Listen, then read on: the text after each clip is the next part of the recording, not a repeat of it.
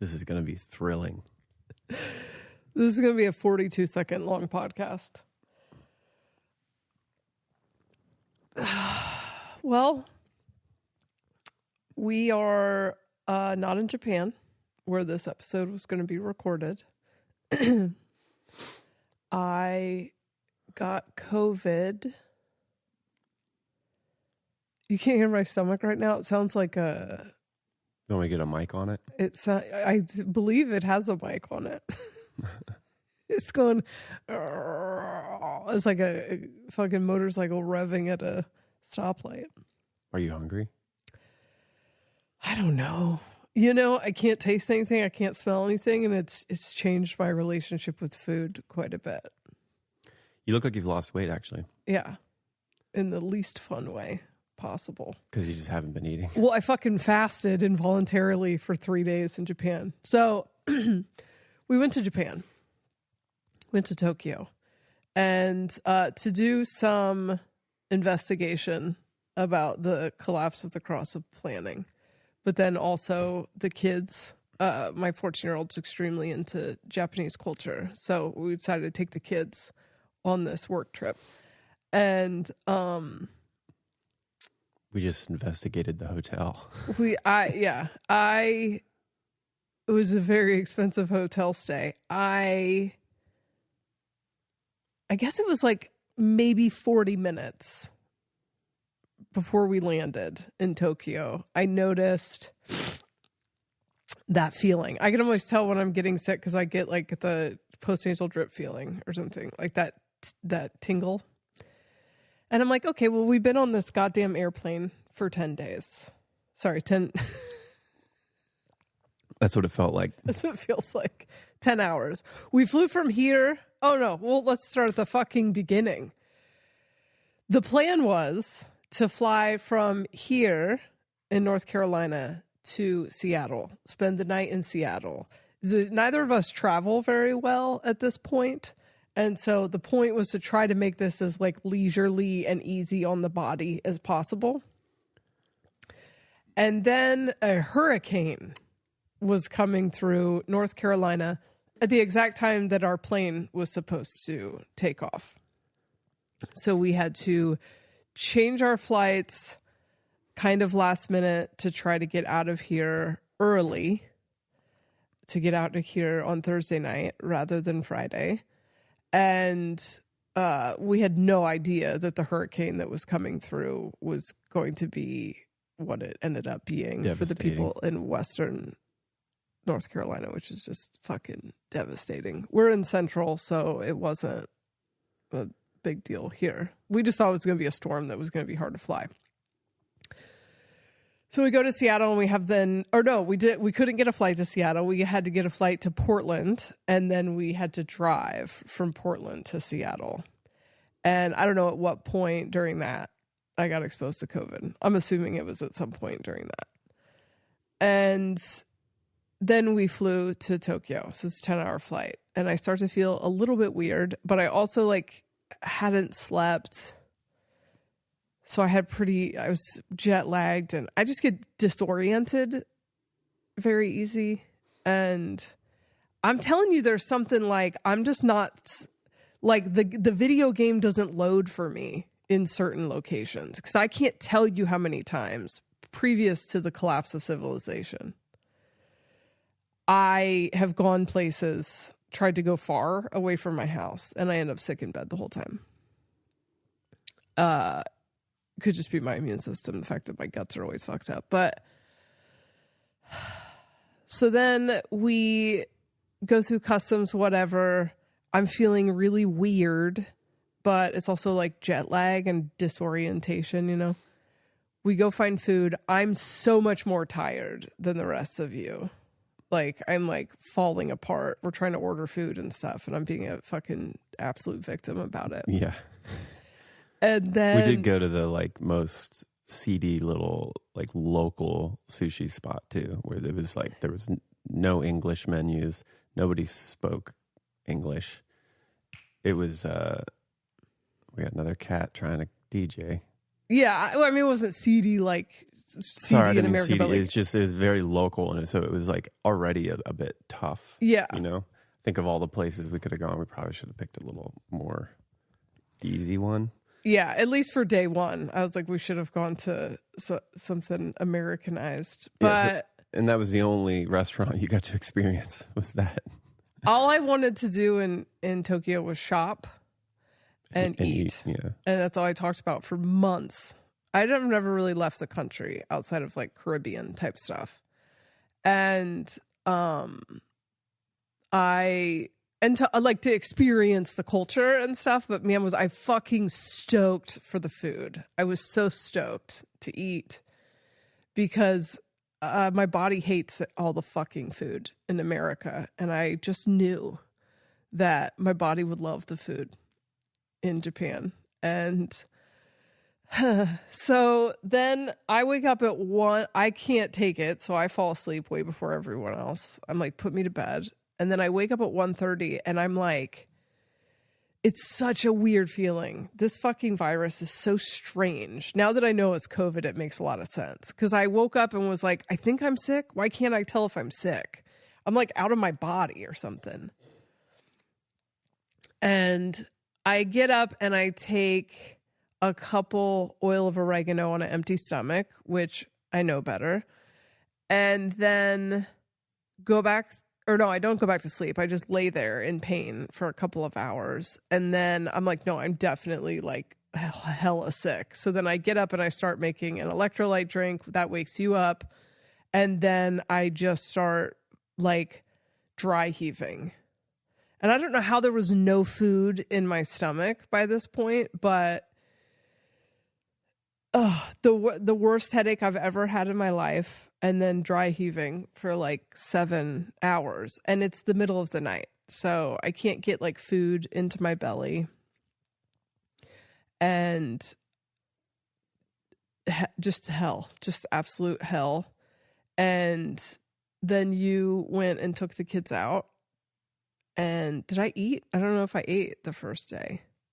All I know is I stayed in a fucking hotel room and I ate bad American diner food. It wasn't until the last day I realized I could have been ordering sushi to my room and shit. And I was eating like one meal a day because you were taking care of the kids, and I couldn't figure out how to order anything because the brain fog was so bad. Yeah, and I kept trying to get you food to go and stuff, but it was tough to get. I was trying to get you ramen because that helps.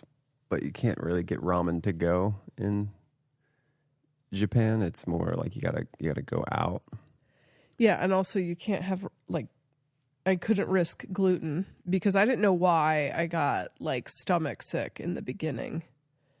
Now I just think that like headache. This is the worst headache I've ever had in my life, and I think it was so bad it was giving me like stomach issues. Yeah, and then I was trying to take care of you, but then I think once we realized you were really sick, then I stayed in the kids' room one night. And then the next night, that was not comfortable. I had to sleep on the couch. And then we got an extra hotel room just to be safe so I could be like separate of you. And I thought I was in the clear for a bit there. Took the kids out both days.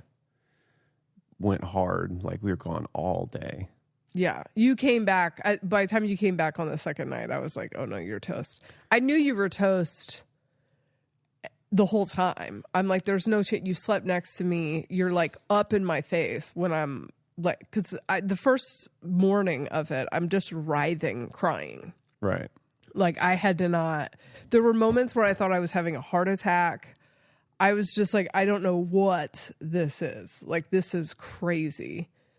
And you were like rubbing my back and like really close to my face. And so I was like, we didn't figure out it was COVID until we got home because then I like lost my taste after we got home. I mean, I might have lost it the whole time. I don't know. I was fasting.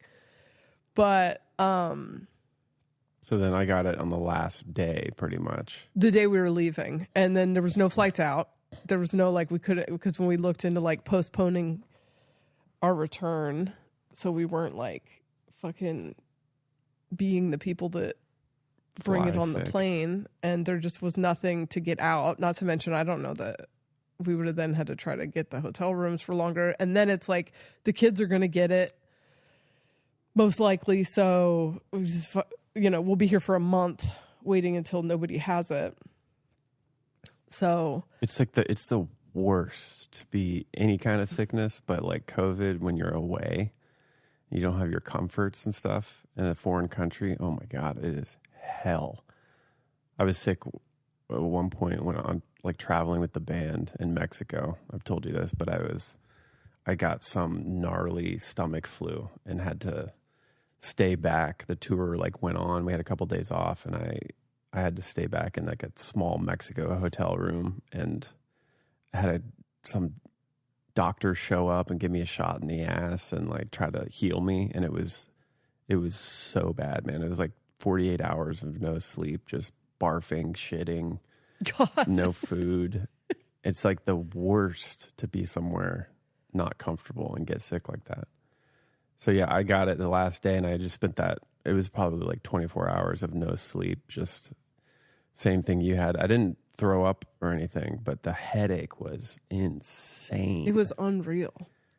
And it feels like I was saying that the first night, like when you get the fevery ache and you can't sleep type thing, I was in the middle of the night, like tossing and turning, and I could feel, it's the first time I really felt like it feels like there's parasites or some kind of thing just in your blood everywhere in your body. Like, and all I wanted to do was like blast my body with some kind of frequency or something that was just to like get it to go away.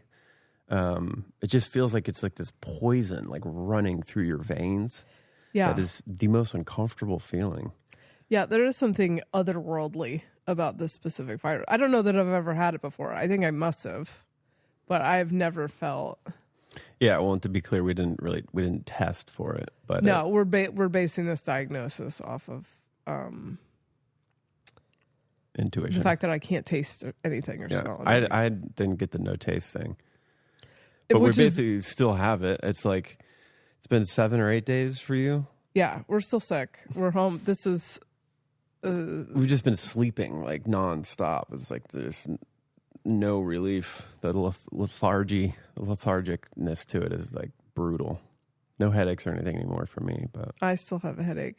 I've gotten worse, and I'm grateful for this, but I felt pretty okay the day we were traveling home, which I don't know how much of that was just adrenaline because you'd already taken care of me, and I wanted to feel like I was taking care of you. And that's the other thing, man. Flying sick for 10 hours, fucking Nightmare. brutal. That last 4 hours of that trip was straight hell for me. Oh, and then we had changed that flight as well to try to get home faster because on the way home we were supposed to stay in Seattle as well. Yeah, And so we had like a 14-hour travel day or something. we had 15 hours of flying and then just nuts. So there's still like suitcases all over the house. I don't know. We've been home for like 3 days or something. There's suitcases all over the house. It's the 6th. The taxes. I was supposed to do our taxes in true last minute form on the airplane, but I was too sick, too exhausted. So yeah, fun stuff. You don't ever have to worry about me trying to leave the goddamn country again. Thank God. Yeah. The thing is that was not lost on me is you fucking hate traveling at this point in your life. You Yeah. hate it. You don't want to do it. And I've done it enough. It's like I've checked every place off the list. I don't really care to go again. And before, but like I couldn't have done it without you. And I was glad I was the one who got sick, even though I missed it, because you'd been to Tokyo several times. And so like you were able to take the kids around and stuff. I would have been so overwhelmed by everything. Yeah. The ironic thing too is you were so adamant about the kids staying healthy before we went. Like everybody had to be very clean eating and healthy just to make sure that like nobody's was going to ruin the trip. And then of course you're the one who got it. Yeah. And I didn't make the best decisions for my digestive system, which is what I thought the first day. I like ate cheese crackers on the airplane. I was like, well, this is what I get. But yeah, I'm sure the kids who I'm sure weren't eating clean behind my back are now like, yeah, fuck her. her dietary restrictions. There was a point when we were in Seattle when I looked at you and said, thank you for doing this with us. It means a lot. And then you were like, yeah, I was just thinking about how there's no way in hell I would do this for anyone else. Yeah. So it meant a lot. And it was still a good trip in general. Did we learn anything investigative wise about the collapse? I got to spend so little time. Yeah, I mean, the infrastructure seems to be doing much better there than it is here. I have some thoughts about why that is. I'll wait until my brain clears a little bit to articulate them. I think one of the biggest things I sat with during this is how frequently my plans don't work out and how much of my life has been learning to accept that and navigate disappointment. I don't know what that is astrologically in my chart, but there's something astrologically in my chart I think it's maybe there's a Saturn Uranus square, and that might be what it is. But even in my like pattern, there's something that's like things won't work out the way you want them to work out. And when I was younger, it used to really fuck with me. And I'm pretty good now at just, I'm like not surprised, I guess. My expectations are typically pretty low because there seems to be some direct correlation between how excited I am about something or how much I picture something working out to how it actually like works out. And it was funny, as we were on our way there, I said, all of our plans have worked out for the last couple months. Like we had a lot of trips back to back. You know, we had like a family reunion thing. We had a family trip with my family. We just had quite a few things and they all worked out and they were all very pleasant. And that doesn't typically play out that way for me.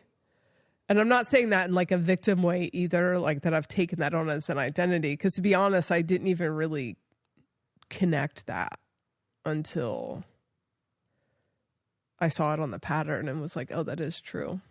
Like most things. Yeah, it's weird how there's not, I feel like some people are able to travel a lot right now. Like during this collapse, they can kind of still move around and, you know, go explore and have vacations or whatever. It's always felt really hard for me, like during just these last 4 years. Was it easy for you to move about other than you didn't want to, like move about the cabin before? Yeah, like it's very easy and fluid to be traveling a lot and not feel like a fish out of water and not feel like you're swimming upstream health-wise or energy-wise.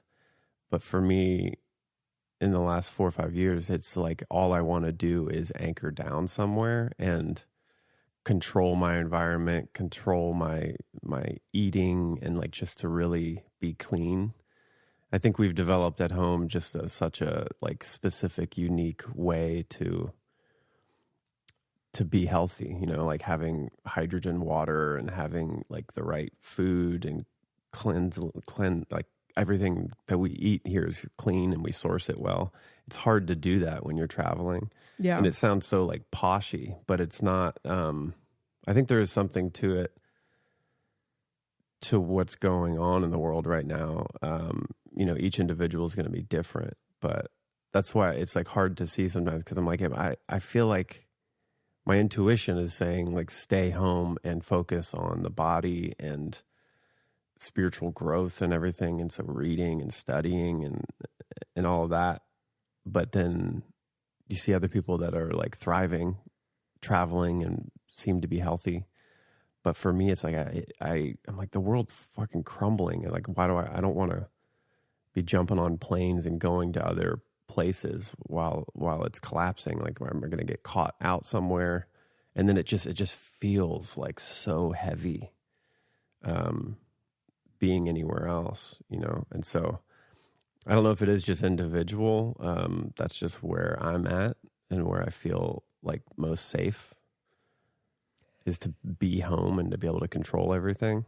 And I've heard some other people are having the same issues. It's like they can't really leave their little bubble. But like I said, then there's some people that are just loving it and thriving. So I don't know what that is. But yeah, like I have friends who are conscious that are traveling all the time and they're fine. But there definitely feels like there is a governor on where I go. And it doesn't really have anything to do with like, oh, this is a good place, this is a bad place. Like, it just feels like the lesson is stay the fuck home. And I'm like all over the country all the time. I travel a lot more than you do. And sometimes it's fine. But there are multiple times in the last couple of years that like I've gone to LA and then just been sick the whole time I was in LA. In that Penny Kelly book, it talks about what drives everyone, like what changes the human experience to something that is really low and slow and home-based. And those things are natural disasters, increasing violence out in the world, a distrust in the government, but then also like sickness, and that people are navigating being sick all the time. And while something that was also extremely heavy about being sick in this hotel room is this was like as the hurricane aftermath was happening, you know, a few hours from our house where we know a lot of people that live there. And so I was just like doom scrolling, you know, and really I feel like what the hurricane showed us is how fast the hurricane in North Carolina showed us like how fast things can change. And also all your stories about how you're going to be safe are just stories, because, you know, the mountains of North Carolina was kind of like our proximity to the mountains was a story we were telling ourselves about like safety from specifically water. You know, if the shit hits the fan, we live 3 hours from the mountains, we could drive up the mountains, whatever.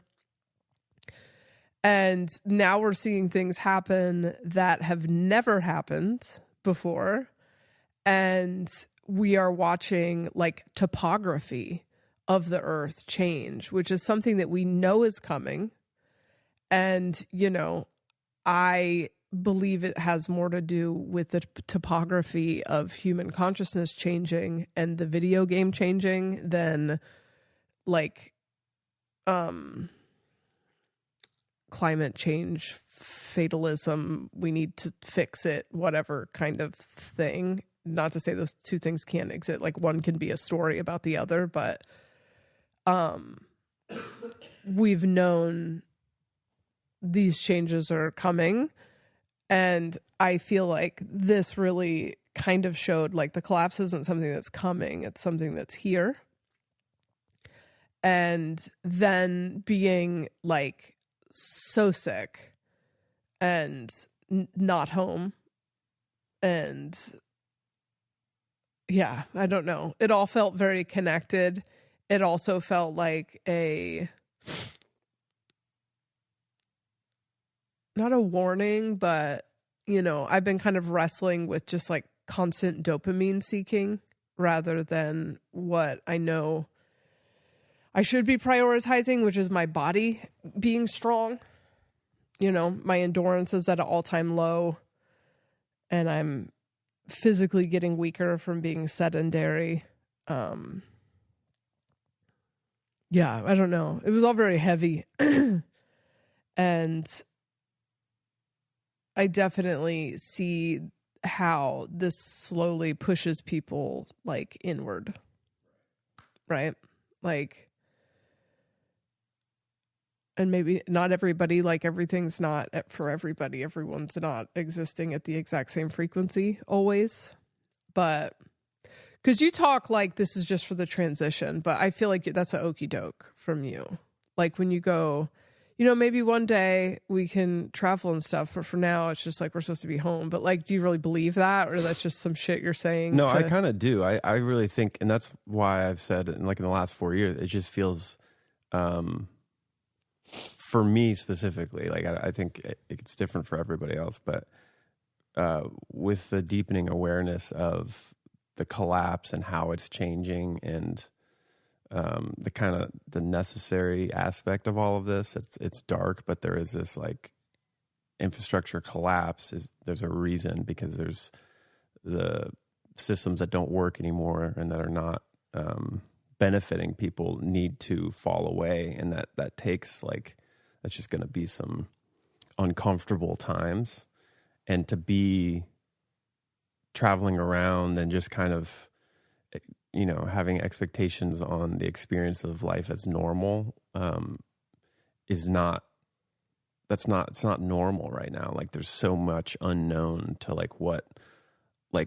who would have ever thought that there was going to be a hurricane that would come that far inland and destroy mountain towns. It's like hurricanes never get that far in with that much strength. Right.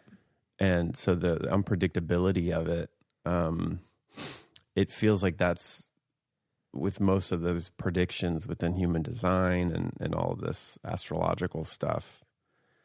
It does seem like it's intensifying until at least 2027 or 2030, then there's going to be significant changes, and that in the meantime, we're just going to experience like kind of difficulty after difficulty of certain disasters occurring, and being home and being able to be in a controlled environment where your intuition is strong and you can feel like, okay, maybe we need to get out of here temporarily or move or whatever. Like that feels most important to me. But it doesn't feel like it's going to be like this permanently. It just feels like until we get to the threshold of 2027 or 2030, then there'll be a significant change, and we can kind of then assess whatever we're left with at that point of what we can do. And so that's how it feels to me, is that this is just a temporary time where we are kind of being, led to go inward and heal your body, heal your mind, explore that inner world. And the external world is like reflecting to do that, to just stay, not to necessarily be vacationing and just having a good time. But I think that's just how I feel. I think it's okay if people want to, you should be doing things that are joyful and not be stuck in the mud and be kind of just on the internet doom scrolling and looking at it that way. Just for me, it's hard for me not to look at it with clear eyes and be like, well, there's a lot of crazy shit happening, and I would rather just be home safe and doing work, Yeah.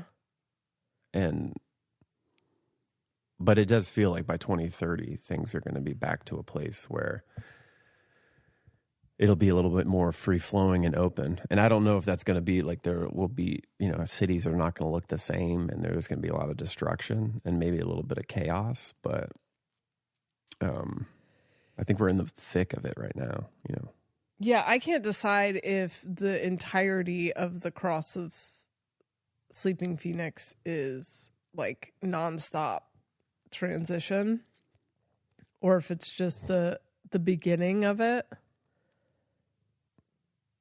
But to tie that other thing back, I have the cross of, okay, come on, man. Stop. The cat is just back and forth under the microphone. I have the cross, the Sleeping Phoenix natally, and that that holding on loosely to expectations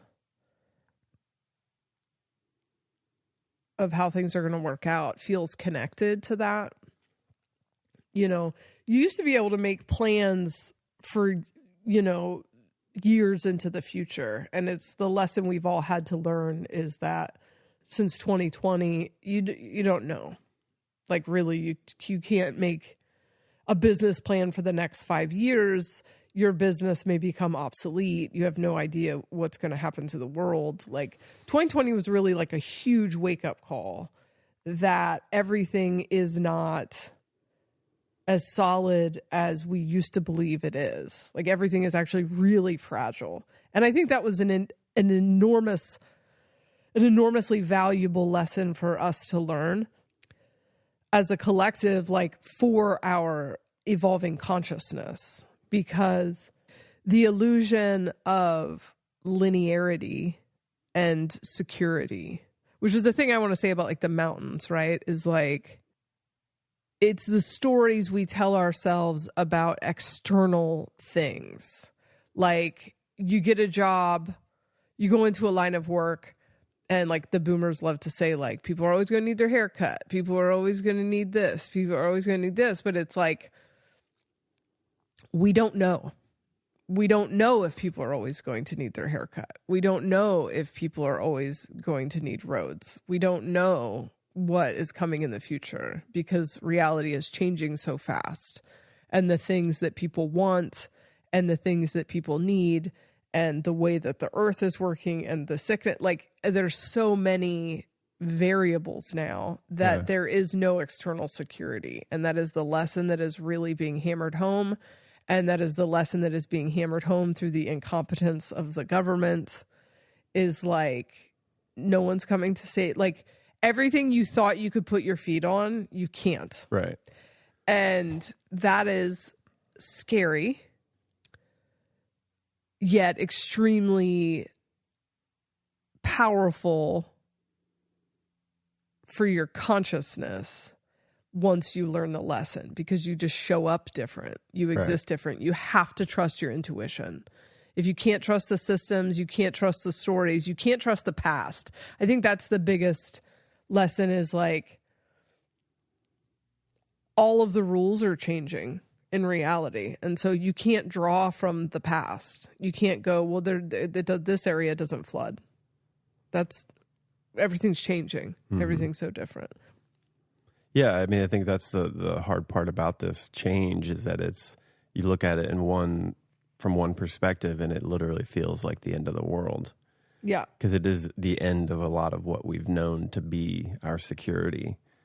And that's again why I prefer to stay home when the world is doing that, because my intuition is good enough where I knew we'd go to Japan and it'd be okay. You know, we weren't going to get stuck or anything, but like, the other way to look at it is that we're trying to get to something, a different way of collective living that needs a lot of change is the only thing that's going to get us there. And the collapsing a lot of these systems is a difficult task. And there is going to be a lot of suffering and a lot of pain. But I do think in the macro sense, there's a necessity for this, and there is some good to it. But like all things, I mean, it's like a difficult lesson that comes with a lot of pain and struggle, you know. And yeah, it's hard when you look at it too much. Like when we were, you know, we're already low vibe sick, and then we're doom scrolling and watching this hurricane stuff is tough to be in for a couple of days because it's so hard to watch and doesn't make sense in a lot of ways. But yeah, I feel like just there is a way to look at it and go, oh, well, this is what we've heard is coming, you know? Yeah, it's interesting to feel like you're prepared for it, and then you watch, you know, people trying to find their loved ones, and it's gonna make me cry again. you actually watch the devastation and the people, like, videos of where their houses were, or they're, then they're trapped and they don't have food, and and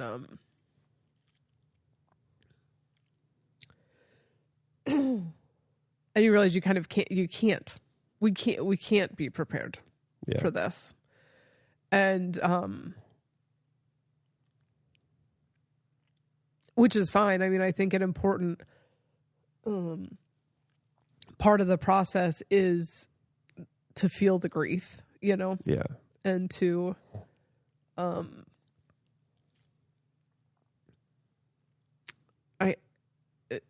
I think it will get us in touch with our humanity in many ways. Because you realize how petty so much of separation consciousness is. Yeah, the beautiful part about watching, I mean, the aspect of all that, the darkness and destruction for that hurricane is there's like people that are coming together and trying to kind of help each other out is pretty incredible. Like when you see people faced with just the ultimate destruction and cataclysmic kind of realities just thrusted upon them, how many people will like step up and actually, there's no division between people anymore. It's like everyone is at the same level. And seeing some of those videos of people doing like incredible feats and people jumping in their helicopters and coming in to help, you can see just those real videos on TikTok, what the magic that is occurring between the local communities, like helping each other out and sticking up for each other is pretty magical. I think that is another lesson, is that we have to learn how to kind of rely on each other and connect that way, not through these old systems that have been known to be the things that are going to like help us or save us. It's like they're not really there anymore. Well, they're not, even if you believe that they are there, they're not going to be able to keep up. Right. Like, also, it was eclipse season. Like, I can't believe that I planned this trip during a fucking eclipse. Well, that's part of our investigation, right? It's like try to go do it. When last year, because I historically plan things not realizing it's going to be eclipse season. And so last year I bought a planner so that I would have dates. Oh, right. The like astrological planner. Yeah.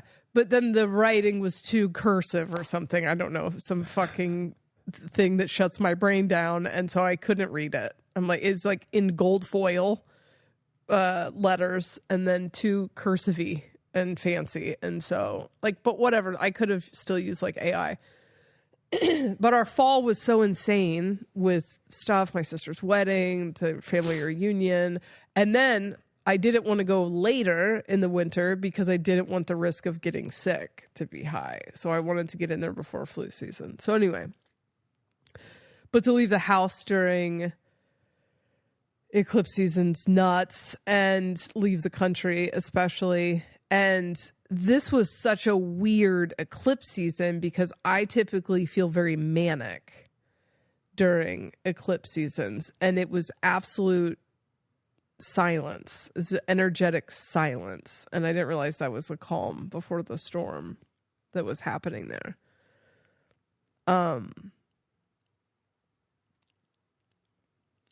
Yeah. I feel like, and now there's another storm coming for Florida. And my understanding is that the topography of the world will change in the next 10 years. And that will push us into a new way of being through death and rebirth.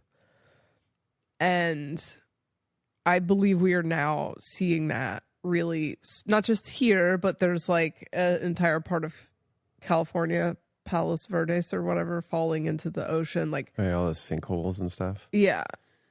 much of the collapse of the infrastructure that we will see at the end of Cross the Planning and early Sleeping Phoenix, I think will be literally like the earth just changes the topography, and the way that it changed entire towns here in North Carolina and in Tennessee just made it extremely real that we're here. Like it's not coming, it's here now, you know? And that's what, and it's so weird to see that, like, that occurring. You know, you have to kind of look for it. It's not always on the news. It's definitely like on TikTok and social media. You can see all these like different parts of the world going through these crazy natural cataclysms and changes. And then you scroll through TikTok and there's like somebody fucking partying on a boat, just whatever, like kind of engaged in the illusion. That is that like contrast, the irony of it is so weird. And that's what always makes me like, I'm trying to kind of really be tuned in and witness the destruction and have to, you know, grieve it and watch it and understand it. And I am not wanting to get lost in the illusion of the Babe, I'm not going to make you leave the house again. I know, I'm just... It's keep bringing it back to wanting to stay. I'm not saying it like that. I'm just, it's like weird because I mean, other people, I'm not trying to tell other people not to do it. It's like everybody follows We their are bliss. Obviously like experiencing resistance when trying to do it. So like, yeah. It's just odd to watch the contrast of like certain people just not really tuned into that. And then, you know, the natural disaster comes to them and they're like, what, oh my God, this is insane. You know, it's if you're really tuned in, it's like it can happen anywhere. It's coming. You have to be able to use your intuition to know where to be and dodge it or what to do. And you can still have fun and like play in the matrix, but I think it's different for different people, and I don't know why it is. But I remember driving home after the miscarriage where I almost died.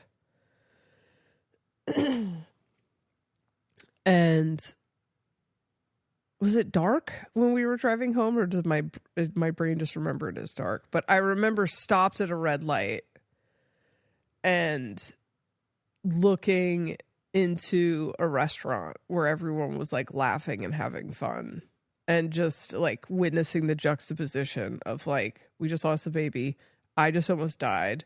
I like physically like can't even hold myself up right now because I'm so weak from everything that just happened. Like, we were just in an insane like pivot of our lives, and then I'm going home to blood everywhere and like grief and loss and healing, and just watching people drinking wine and like laughing in a restaurant. And I just thought about like, sometimes it's your time to suffer. Yeah. And the world does not stop. You know, when you lose someone or you experience a tragedy or a loss, the way that the human experience is experiencing everything at once, it doesn't stop for you to experience. It's just your turn sometimes, right. You know?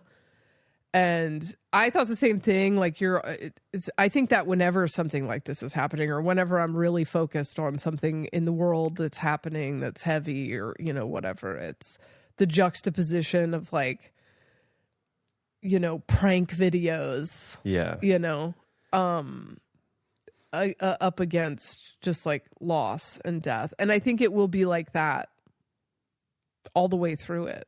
Yeah, and it's almost like I'm not even saying that we need to all stop and view it and like be sad and not do our art or like have joy and try to also be having, you know, just enjoying life as as the ship starts to sink and we figure out how to get through it. But it doesn't need to all be doom and gloom, but it's just, yeah, I'm trying to be like more keen to it and aware and view it, and then, you know, still make art and be, you know, have fun. But like, it's a weird thing to kind of watch that contrast, you know.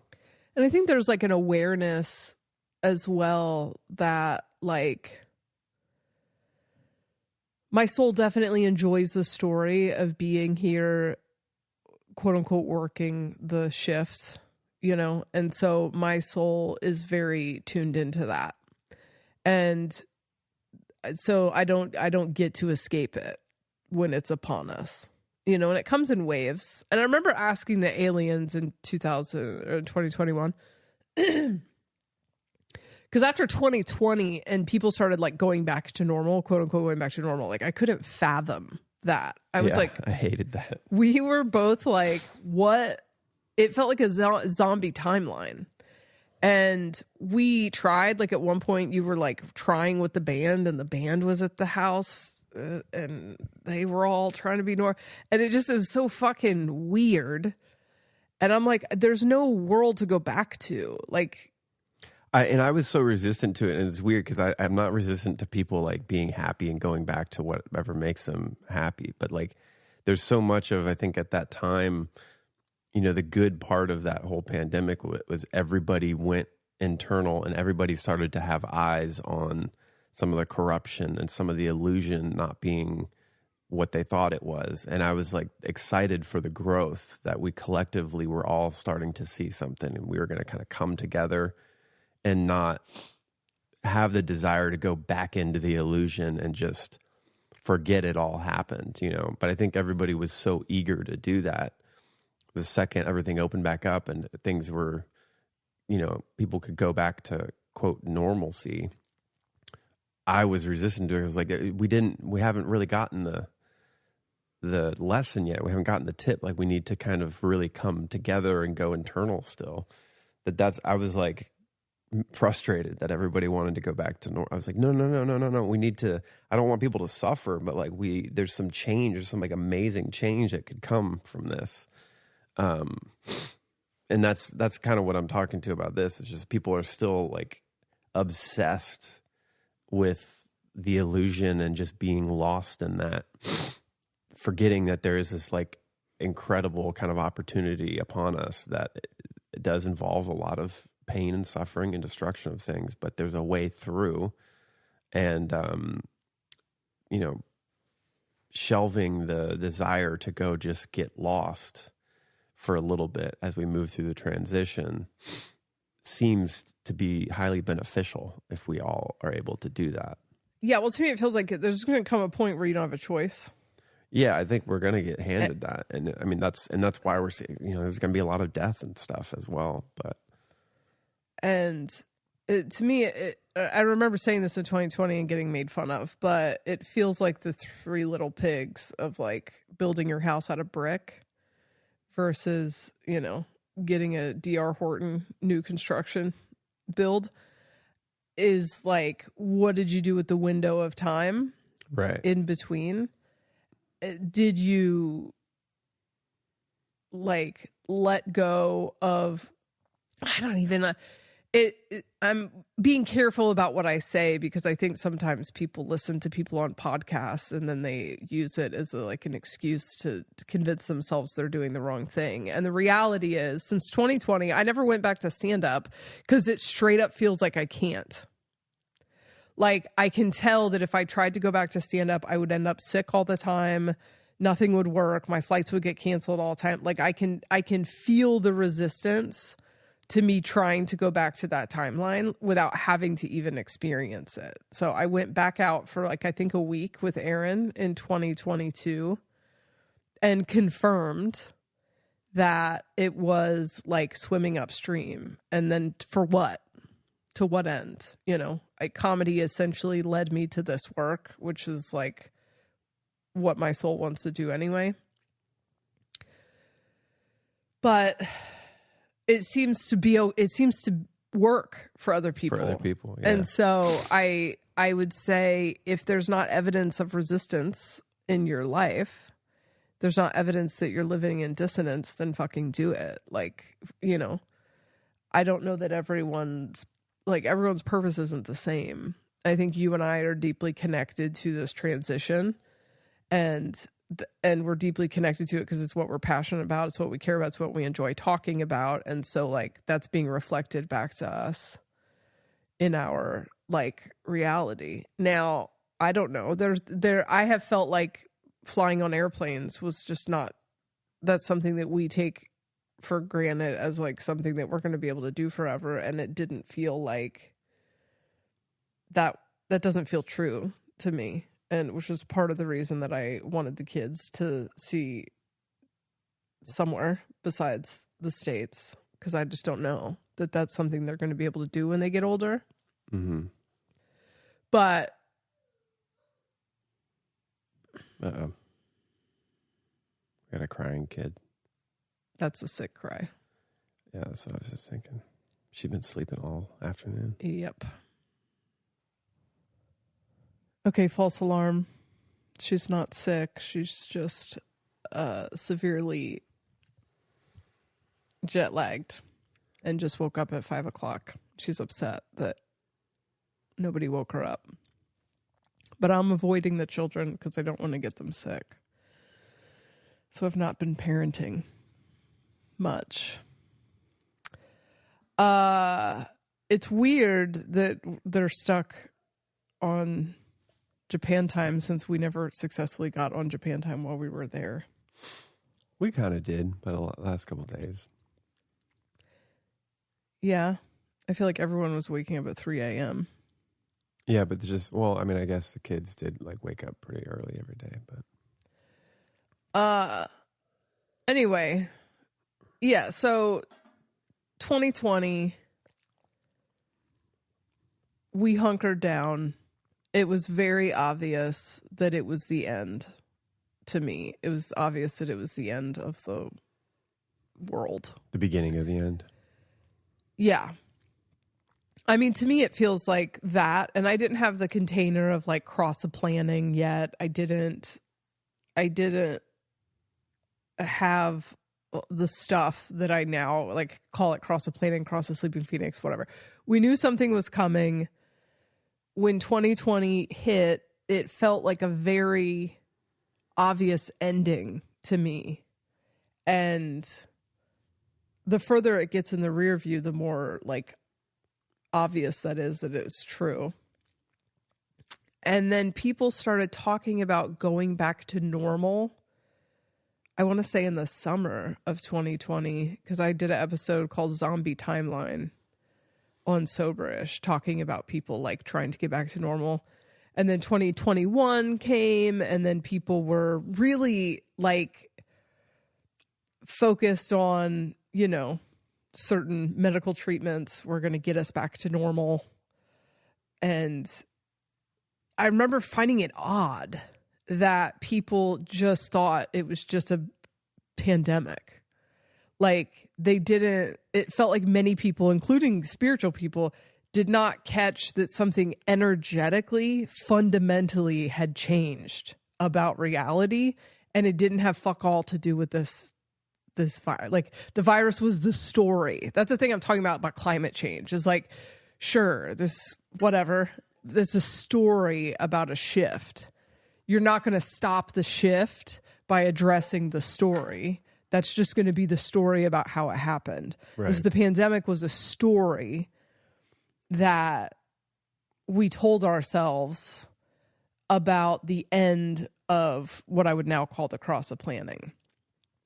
But energetically, something fundamentally changed in the spring of 2020, and you could never go back. Like when I think of all of life before that has a different color, it has a different sound, it has a different scent, and it's never been the same, and it never will be the same. And it's interesting to me to watch people go live a life that seems to be the same. So I don't know if that's just a me thing or what, but it's like I can't go back there. Every attempt I make to go back there fails. And so I remember in 2020, 2021, you and I found it very fucking like weird and a lot of people had like a weird desperation to go back. And it felt like we were in the underworld and people were trying to get, I don't know, like it feels like,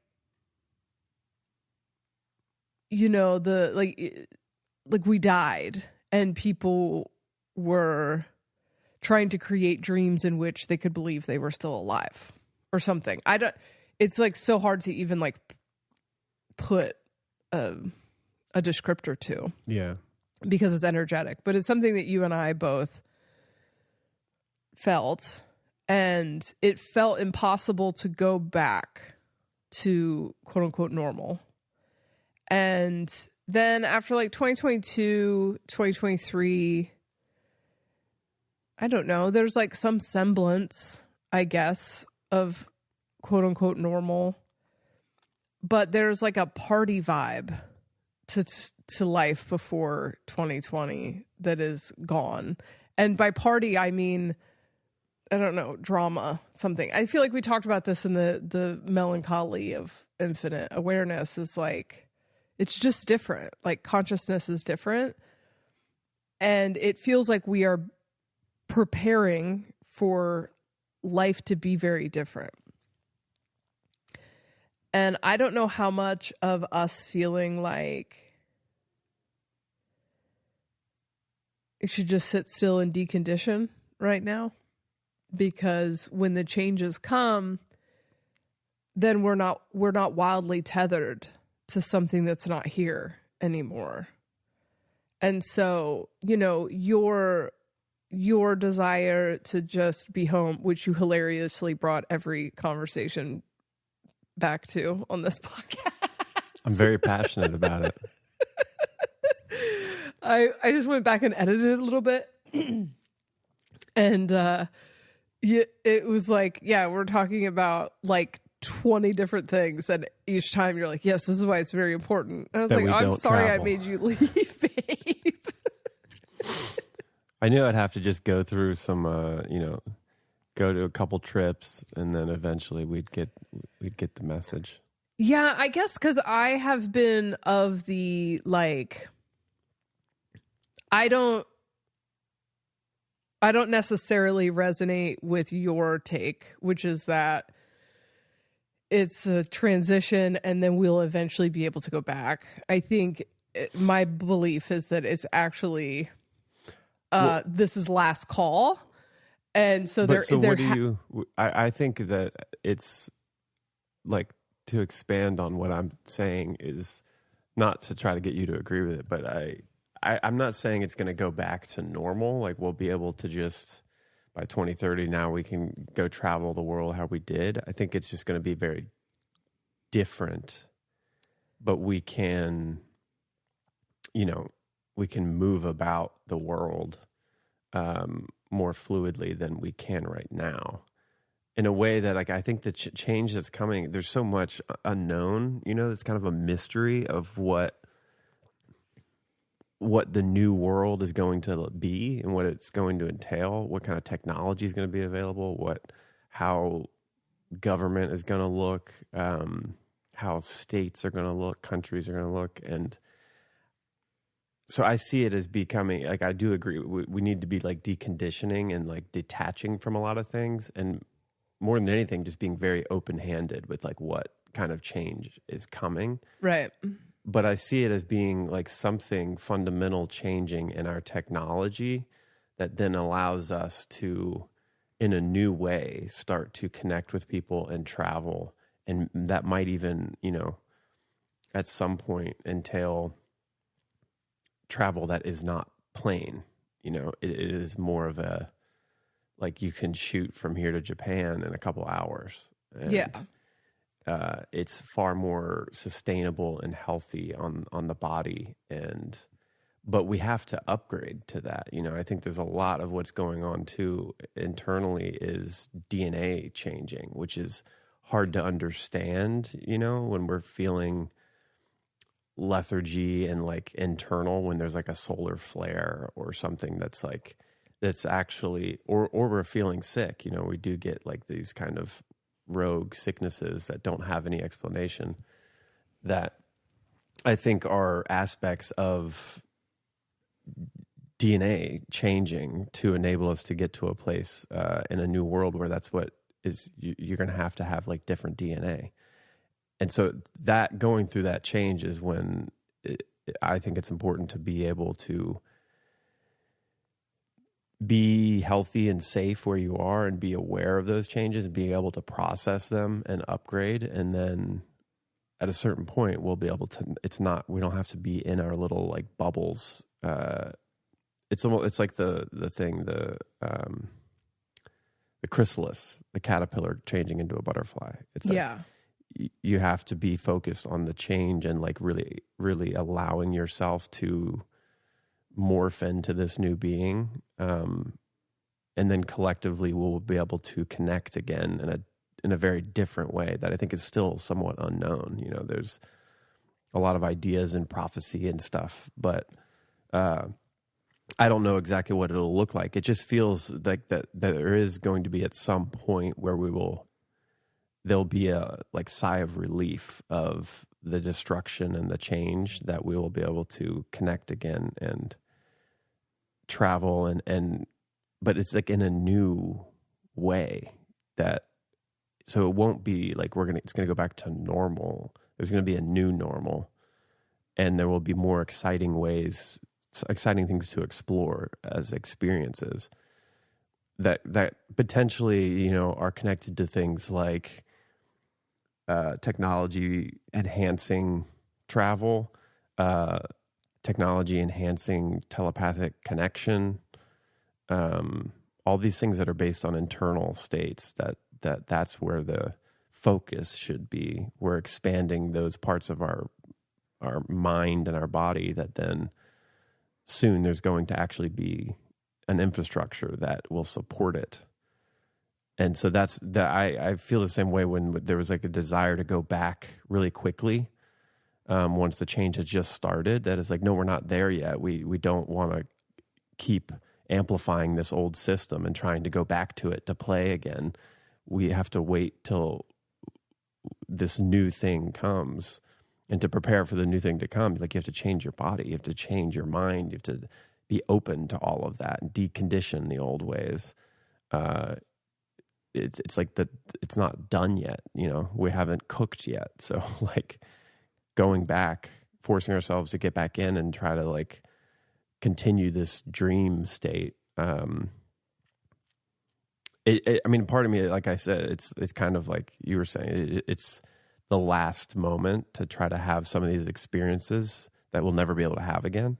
Right. And I agree with that. That's kind of, you know, why we have been traveling, is to try to get the kids to have experiences that they're not going to be able to have again. But the kids are going to be able to have some of the most fucking radical, awesome experiences soon that we never were able to have.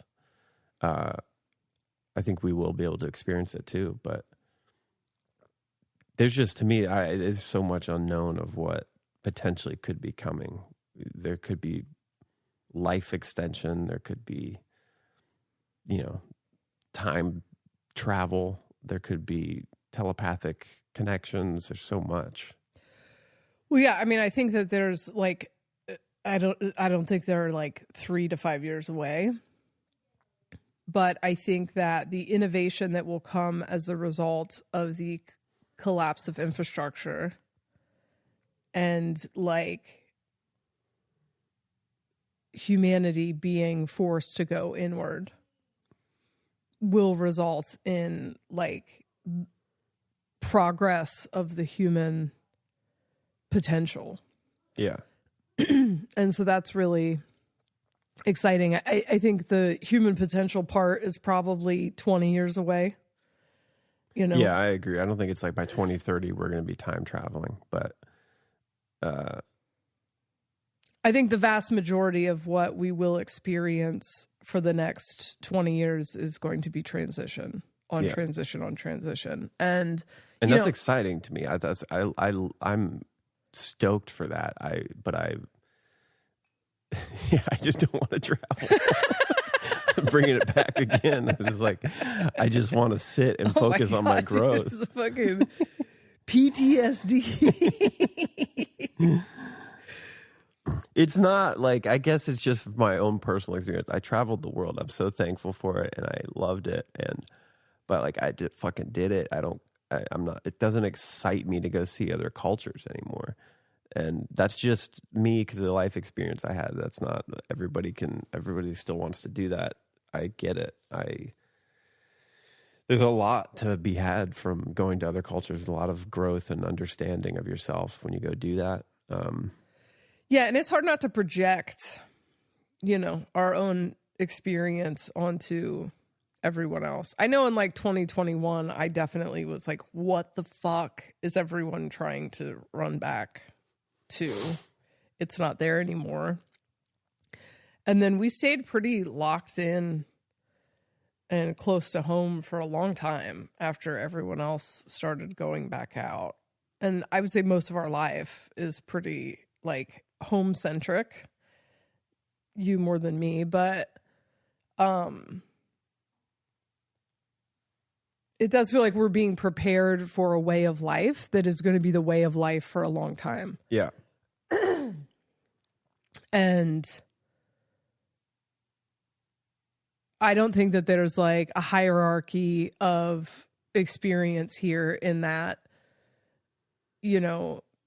us reading the room and adjusting to that way of life since 2020 is better than people who are like smoking while you got them. No, not at all. However, my attempts to smoke them while I got them don't work. And so that was my biggest takeaway here was like, there is an illusion that I can run out and do the stuff while it's still left to be done, but it's an illusion for whatever reason for me. Stay home. And so stay in the country, at least, I guess. So heard, memo received. I know that's such a huge relief for you. All right. Well, I'm tired and sick. So I think we did it. We did it. Great episode. I thought when I woke up this morning, I was like, oh, I am not going to be able to record an episode. Yeah, you woke up and then went back to sleep for a couple hours. Yeah. Well, the first day we got home, I slept for 16 hours. And then the next day I slept for 13 hours. And then last night I only slept for like 10 hours. And then I felt horrible when I woke up. So I felt better once I took a little nap. I hope this fucking goes away soon. Is there anything else? I feel like... I have other thoughts and things, but I don't think I have the stamina. Thoughts about what? Just about like what it means to be in this moment of like, I don't know. I feel like we've been talking about the collapse for so long. And you can almost romanticize it until it gets here, The same thing with like people like cheering for the end of capitalism or whatever. Like there are a lot of things that I believe are coming. I believe we'll see the dissolution of the federal government in the next 5-10. I'm obviously excited for what's on the other side of that, but when it's happening, this is probably going to be some pretty uncomfortable growing pains, right?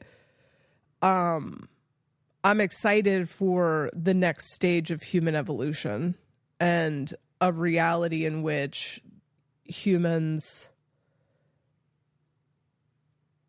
look at, not to evangelize this fucking book, but there's a part in the Penny Kelly book where she says like this is all about the US, the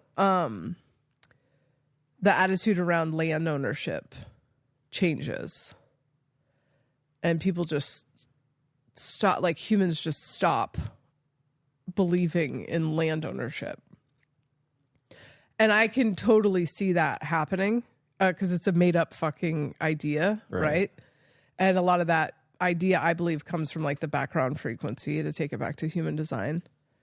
But also, what would make people stop looking at the world that way?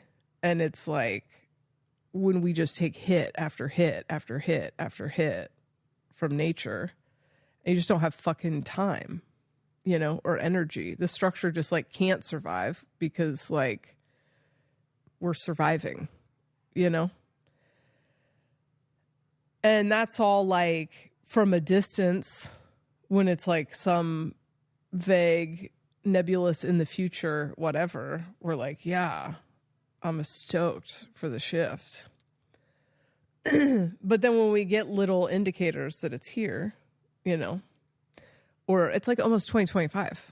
Right. 2027's not, you know, when we first started talking about 2027, it was 7 years away. It feels like it's never going to happen, but it's like almost So close, here. Yeah. And things are changing. Like they're changing so fast that you almost can't fathom it. You know, you can't fathom the speed at which people are divesting from the idea of the government. And what happens when people divest from the idea of the government is that it's not energetically propped up by our belief, and so it goes away. Right. And there are lots of really positive things that will come on the other side of that, but there are lots of really painful things that will happen in the interim, you know? And I'm not someone who's afraid of pain, and I'm definitely built for transitions, but I think that's really the thing. Like, as I was laying in bed sick, watching the internet, you know, and it's not just that, it's also all the Hollywood stuff that's happening. And that stuff's not news to us, but there are masses of people who up until very recently, like, put their power into Hollywood and movie stars and the government. And as those things start to reveal themselves to be actually really unhealthy and whatever, it's just a lot. It's a tremendous fucking death and rebirth that we're in right now that you can't, I think sometimes we can't even fathom the extent, because we've been in it now for 5 years, almost 5 years. I try to stop every once in a while and just really absorb how absolutely bonkers reality is and how different it is. To like 2019, how different of a world it was. Yeah. I try to imagine someone like showing up and describing 2024 to me 5 years ago. Yeah. Just 5 years ago. The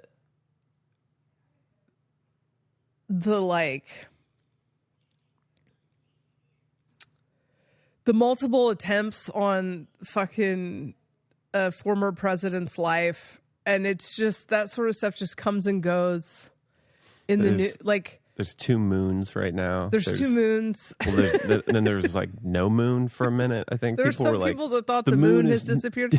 Is missing. The sheer amount of psychosis, like the sheer amount of people in some sort of paranoid psychosis at all times, like regular people who are just regular fucking people, 5 years, not being able to navigate how insane reality is. And so it's so nuts.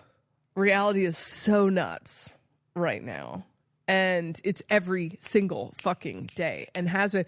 We have had a once in a lifetime event every month for 4 straight years. You can't. And it's almost like one happens one month, and then the next month a different thing happens, and everybody kind of forgets. You forget. You're just moving on, and taking it as normal that there's government's talking about UFOs, there's aliens everywhere, there's fucking 2 moons, there's diddy diddlers diddling everyone, and like all our heroes are going down with the ship, and fucking the 2 people we have for potential presidency, there's so much crazy shit.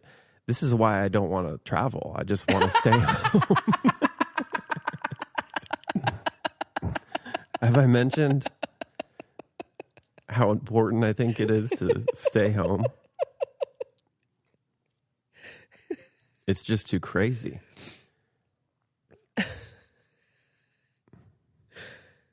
Yeah. Well, sorry if this one was a little low energy. The lesson we've learned today is that Mark does not like to travel. Yeah. That's a lesson I've learned a long time ago. I really can't believe I talked you into going in the first place. Now I wish you would have talked me out of it. All right. Well, hopefully we'll be back in all of our glory next week. We do have to go to a wedding in Baltimore.